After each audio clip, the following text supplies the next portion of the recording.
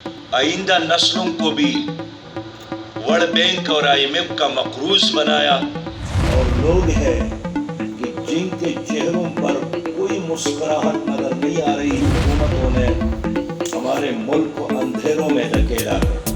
Mafias کی حکومت ہے اور چاروں طرف مافیاز موجود ہیں۔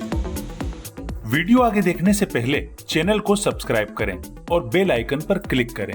پاکستان اس وقت مشکلات سے دوچار ہے۔ 22 کروڑ عوام کے لیے جینا مشکل ہو گیا ہے۔ تمام حکمرانوں نے عوامی مسائل حل کرنے کی بجائے اس میں اضافہ کیا۔ 74 سال میں انہوں نے نظریہ پاکستان اور جغرافیہ پاکستان کی حفاظت نہیں کی۔ ان خیالات کا اظہار امیر جماعت اسلامی پاکستان سراج الحق نے کراچی کے موجودہ حالات اور ملکی سیاسی صورتحال کے حوالے سے ادارہ نور حق میں پریس کانفرنس سے خطاب کرتے ہوئے کیا۔ ان کا مزید کہنا تھا کہ پاکستان کی حقیقی خوشحالی اور ترقی کی ضمانت صرف اور صرف اسلامی نظام میں ہے۔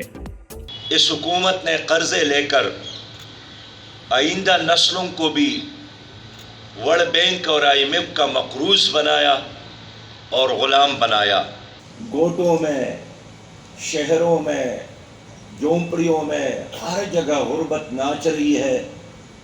نوجوان ہے کہ بے روزگار ہے، اور لوگ ہیں کہ جن کے چہروں پر کوئی مسکراہٹ نظر نہیں آ رہی، مایوسی ہی مایوسی ہے۔ اور موجودہ وفاقی حکومت اور صوبائی حکومتوں نے ہمارے ملک کو اندھیروں میں دھکیلا ہے، اور خود حکمران پارٹی بھی اعتراف کر رہی ہے کہ مافیاز کی حکومت ہے اور چاروں طرف مافیاز موجود ہیں۔